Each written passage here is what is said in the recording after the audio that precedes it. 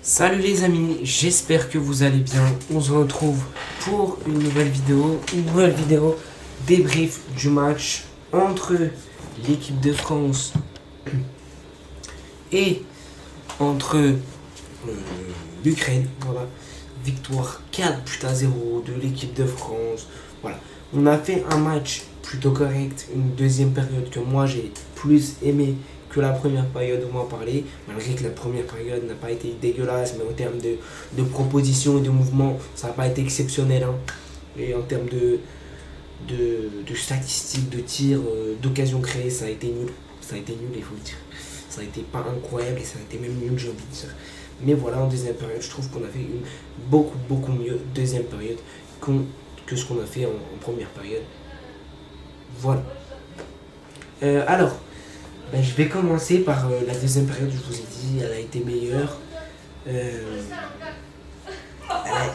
a été meilleure.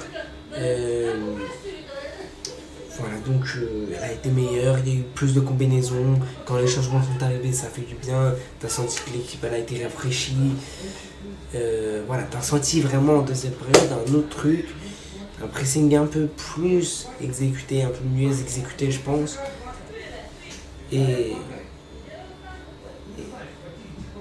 voilà.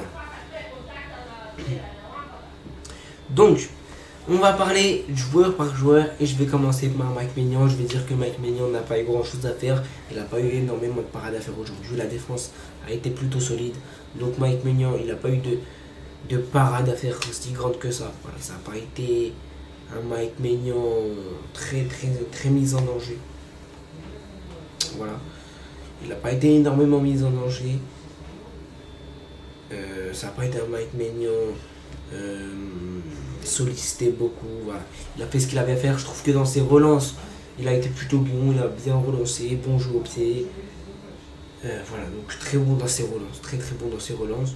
Je trouve qu'il a fait le taf. Après, voilà, forcément, il y en a que. Il y en a qui vont pas être contents. Mais voilà. Ensuite, il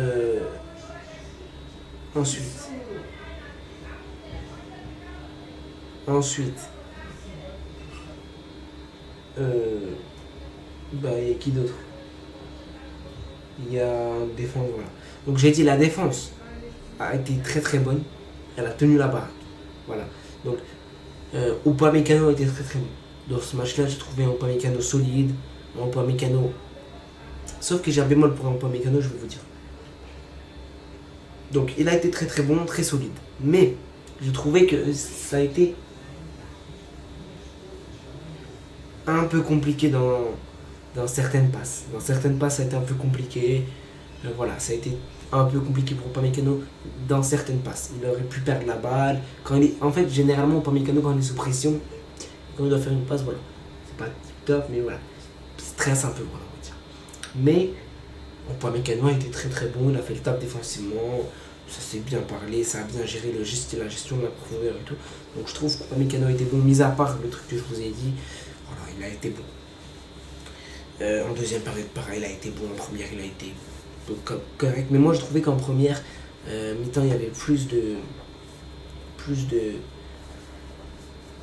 Il a plus raté de passes. En deuxième période, voilà, ça a été un Upamecano très solide, qui a presque pas raté, qui a presque pas fait d'erreur.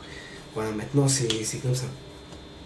C'est comme ça et la défense a sorti une très grosse prestation. On va en parler et on continue avec le bon vieux Jules Koundé. Alors Jules Koundé, les mecs, vous savez que c'était un peu compliqué avec le Barça. Voilà. C'est devenu compliqué un peu avec le Barça. Mais je vous avoue que dans ce match avec l'équipe de France, j'ai trouvé un bon Koundé. Il a essayé d'apporter offensivement, il a essayé de défensivement, il a fait le taf. Offensivement, il a essayé d'apporter, il a fait des centres, pas mal de centres de Jules Koundé. Donc voilà, je trouve que Koundé a été bon. Honnêtement, j'ai pas de bémol à lui apporter. Je trouve que Koundé a été très bon. Koundé a bien joué, il a bien combiné. Puis voilà, je trouve que Koundé a été plutôt bon. J'ai pas de grand chose à dire sur Koundé. Mais il a été bon. Il a été bon. Je vous avoue que j'ai été surpris par la performance de Koundé. Mais vraiment, pour moi, j'ai trouvé vraiment un bon Koundé. Et un Koundé, j'ai pas senti voilà, qu'il était affecté. Parce qu'avec le Barça, ça se passe pas trop bien.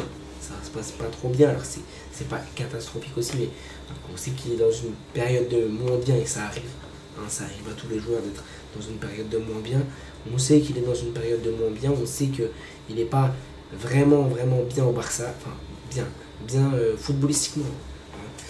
Et voilà, on sait qu'il y a un peu de mal et tout. Mais honnêtement, je vous dis que, vraiment, je vous le dis comme ça, j'ai pas ressenti ce truc face à l'Ukraine. Et voilà, il a été très bon défensivement, très bon offensivement. J'ai pas ressenti ce truc-là que Koundé a été mauvais, il fait une mauvaise performance, défensivement ça a été non. Non, je trouve au contraire qu'il a été très bon, il a géré, et offensivement il a essayé d'apporter, et je trouve qu'il a pas mal bien fait. Voilà. Donc, on continue avec William Saliba. Saliba, le mec que je trouvais aussi top match de Saliba, rien à dire, les passes dans un bon tempo. Ah, Upamecano aussi, j'ai oublié de dire les mecs.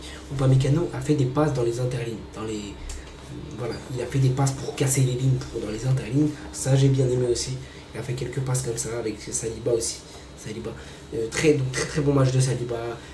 D'ailleurs, Saliba avec Arsenal, c'est très bon. Voilà, là on va avoir bientôt un match Saliba, un match Arsenal Bayern en LDC, donc ça va nous faire du bien. J'ai hâte de voir ce que ça va donner dans ce match Arsenal Bayern. Sauf si c'est en même temps que le PSG, je crois que c'est en même temps que le PSG. Et au pire des cas, je le regarderai après. Mais voilà, Arsenal Bayern, ça risque d'être chaud. Et j'ai hâte de voir ce match Arsenal Bayern. Mais voilà, donc pour repartir sur William Saliba a fait un très bon match. J'ai trouvé que dans la première période, il a été solide, les passes, il a été solide, il a été bien, il n'a pas stressé. De toute façon, Saliba gère la pression tout le temps. C'est un très bon défenseur central. Il fait partie d'un des meilleurs pour moi. Donc Saliba très bon. Top performance de la part de Saliba, rien à dire. Top performance, solide défensivement, costaud, s'entend bien avec Upamecano, voilà, s'entend bien avec les autres défenseurs. Alors maintenant, on va partir sur le cas Lucadine. Et Lucadine, moi je vais en parler parce que ça a été atroce. Alors atroce, dans quel terme je vais vous dire. D'abord, il a bien commencé jusqu'à la 38e minute de jeu, un truc comme ça. Il a très bien joué. Offensivement, il a été exceptionnel. Défensivement, il a été exceptionnel jusqu'à la 38e minute. Mais après ça, je n'ai pas vu Lucas. Je n'ai pas vu Lucadine. Je ne l'ai pas vu. Jusqu'à la fin de la première période, je ne l'ai pas vu. Invisible, il a été. Ensuite, en deuxième période, ça a été très compliqué pour lui. Et moi, je ne l'ai pas vu. Et j'ai trouvé qu'il a fait un match dégueulasse en deuxième période. Alors, je sais pas ce que vous en pensez vous, mais moi, j'ai vraiment trouvé que Lucadine a fait un match dégueulasse. Mais vraiment dégueulasse, je vous dis dégueulasse. Mais c'était dégueulasse en deuxième période. Autant la première période jusqu'à la 38e minute de jeu, oui, j'aimais bien le match de Dean, mais après, c'est devenu atroce. Vraiment. C'est devenu cataclysmique. Cataclysmique, ça a été. Et ça a été dégueulasse. Moi, j'ai clairement pas regardé après le match de Dean parce que j'ai vu quelques. Enfin, j'ai vu la deuxième période de Dean et la fin de la première période de Dean, ça a été. Mais vraiment, quand je vous dis atroce, ça a été atroce. Et pour moi, il n'a pas fait du tout une bonne fin de première période et une bonne deuxième période. Donc voilà, à voir. Pour moi, j'ai pas aimé. Après, à voir, il y en a peut-être certains qui vont aimer, mais moi, c'est pas le cas. Et quand j'aime pas, ben je le dis. Voilà. Ensuite, milieu de terrain. Manu Koné, on va en parler. Manu Koné, Cherki et Kanté. Alors, je vais parler d'un truc, je vais commencer par Kanté. Kanté a fait un très bon match. Alors oui, je vais revenir là-dessus. Il y a eu quelques erreurs de Kanté sur les passes et tout. Mais Kanté, il a fait un bon match. Pourquoi? En termes de pressing, il a été bon. En termes d'intensité, il a mis l'intensité qu'il fallait. En termes de ce qu'il apporte normalement, il a été bon. Donc Kanté, j'ai vraiment trouvé qu'il a fait un bon match. Bon match de la part de notre bon vieux N'Golo Kanté. Et voilà, ça fait du bien, il est de retour en équipe de France, ça fait du bien de le retrouver. Voilà. Ça fait du bien parce que Kanté, on connaît sa qualité, on connaît la qualité de Kanté, on sait qu'est-ce qu'il est capable de faire. Mais il a été très bon dans ce match-là. Bravo Koundé, parce que d'ailleurs il fait une récupération très importante sur un pressing avec Manu Koné. Et je vais rebondir sur Manu Koné. Manu Koné a été exceptionnel dans ce match-là. Alors oui, pareil, il y a eu des petites erreurs de temps en temps, mais c'était une, deux passes, pas des erreurs fatales, pas des erreurs. Voilà. Mais tu peux pas tout être parfait pendant tout le match, c'est pas possible. Voilà. Mais Manu Koné a fait un top match. Aujourd'hui, il a fait un top match, il a sorti une top prestation. Vraiment, chapeau Manu Koné, parce qu'il a fait un très très gros match, un très bon match. Donc j'ai kiffé la performance de Manu Koné. Pressing, il a été là. Récupération, il a été là. Dans la construction du jeu, il a été là. C'est lui qui a orienté un peu les ballons. Ça partait vers la gauche, vers la droite, vers l'axe. Vraiment, Manu Koné, top performance de sa part. Top performance de la part de Manu Koné. Top match de sa part. J'ai vraiment kiffé. Donc voilà, top performance. Ensuite, Cherki, j'ai bien aimé aussi, mais il y a eu un problème. Moi, j'ai eu un problème avec Cherki. C'est dans la finition. Aujourd'hui, ça a été horrible. Ça a été horrible pour Cherki dans la finition. Il nous a mis des frappes. Tu sais pas, il s'est envolé à 1000 km du stade. Tu sais pas où ils allaient. Des frappes dans la lune. Des frappes, tu sais pas où, dans les tribunes, dans la lune, encore plus haut. Mais voilà, c'est atroce. Mais la finition de Cherki, elle a été atroce aujourd'hui. Elle était dégueulasse. Par contre, ça, va falloir régler ça parce que en termes de finition, ça a été horrible. Hein. Voilà. Ça a été horrible pour Cherki, mais sinon, dans le jeu, il a participé. Il a joué dans le jeu, il a quelques gestes techniques magnifiques. Il a été bon. Cherki a été bon, mais le truc négatif qui reste de la prestation de Cherki, c'est la finition. Ensuite, en attaque, Mbappé, j'ai un problème avec Mbappé. J'ai un problème. Oui, il essaie de jouer, oui, il joue bien, oui, il a marqué 2 buts. Maintenant, moi, j'ai un problème avec Mbappé, c'est que il joue trop solo. Il veut trop jouer solo. Et je comprends pas pourquoi tu veux jouer solo quand tu as des coéquipiers, quand tu as des meilleures solutions. Pourquoi il veut tout faire seul? Moi, je comprends pas. Et pour moi, aujourd'hui, Mbappé, ça a été l'un de ses plus grands problèmes. Il veut jouer seul. Il veut jouer les coups seuls. Ça marche pas. Il veut jouer. Quand il joue les coups seuls, il passe pas. Quand il s'enferme, quand il joue tout seul, il passe pas. Il lui dit que t'es enfermé. Mais moi, ça, j'ai vraiment pas kiffé. Moi, il m'a saoulé sur ça. Mbappé m'a saoulé sur ça. Alors oui, on est qualifié. Oui, autant, mais il y a des petits... On a bien joué, hein, mais il y a des trucs à dire qui sont négatifs. Et moi, sur la prestation individuelle de Kylian, aujourd'hui, j'ai eu un problème parce qu'il a joué trop solo. Beaucoup trop solo pour moi. Alors je veux bien, tu joues solo, tu tentes, voilà. Mais quand tu vois que ça passe pas, frérot, arrête d'abuser. Arrête d'abuser quand tu vois que ça passe pas. Sois normal. Voilà. Mais voilà, avec un minimum de respect, Mbappé a trop joué solo. Aujourd'hui, point barre. Sinon, il a fait un bon match, mais mis à part ça, bon match. Voilà, il a marqué ses doublés, penalty. Après, bon, voilà, il reprend la balle, il but, voilà. Il nous a fait du bien dans certains domaines. Mais voilà, en termes de jeu solo, en termes de jeu collectif et tout, ça n'a pas été exceptionnel. Voilà, de la part de bon vieux Kylian. Ensuite, Barcola. Alors, Barcola a essayé, il a tenté. Et je trouve que il a tiré pas mal, voilà, il a tenté. Il est passé des fois il n'est pas passé. Je trouve que le truc un peu négatif sur Bradley, c'est que la finition, toujours. Il doit améliorer la finition. Des fois, il joue un peu solo aussi. Mais il passait pas. Voilà, c'est ça un peu ce que j'ai à reprocher à Bradley.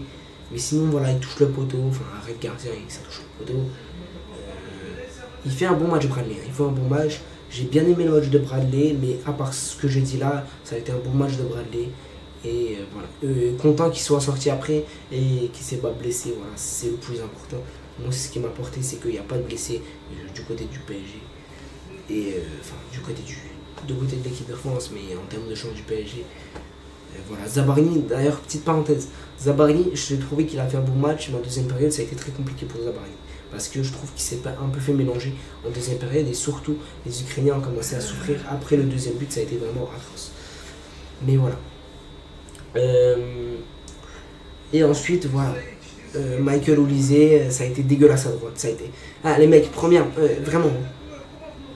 En première période, ça a été dégueulasse à droite. En première période, ça a été ignoblissime à droite. Ça a été dégueulasse. Ça a été. Non, ça a été mauvais. Ça a été vraiment mauvais. Ensuite, quand on est passé au milieu de terrain. Oh là là. Oh là là, mais quel joueur j'ai vu. Il s'est transformé. Super Saiyan. Super Saiyan. Magnifique. J'ai juré quand il est passé au milieu de terrain, il a été très très fort. Ça a été un très bon match de Michael Olise quand il est passé au milieu de terrain. Il a marqué, il a servi ses coéquipiers. D'ailleurs, l'entrée d'Akilouche, magnifique, magnifique.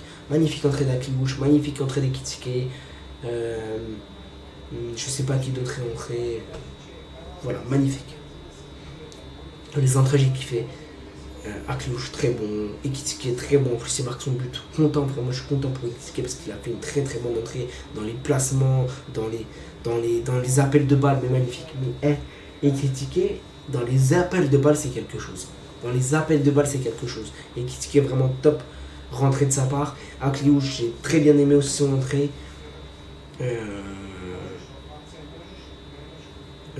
Voilà. J'ai bien aimé. Donc voilà. Vous êtes les boss, merci à ceux qui ont regardé ce débrief. N'hésitez pas à liker, à vous abonner. Surtout abonnez-vous. Prenez 30 secondes pour vous abonner. Vous êtes les boss. Bye. Et allez la France, on est qualifié. Ça fait plaisir. Et voilà. Maintenant on attendra un match contre l'Azerbaïdjan. Mais voilà. On va kiffer contre l'Azerbaïdjan j'espère. Et on va les torcher. Et voilà, on est qualifié maintenant. On s'en tape. De toute façon, même si on perd, on est qualifié. Voilà. Mais il faudra gagner contre l'Azerbaïdjan pour infirmer aussi. Parce que l'Azerbaïdjan, avec tout le respect, c'est pas une équipe incroyable, mais voilà, ils ont leur qualité, pas les sous-estimer. Voilà, vous êtes les boss, abonnez-vous, likez, bye. Allez la France.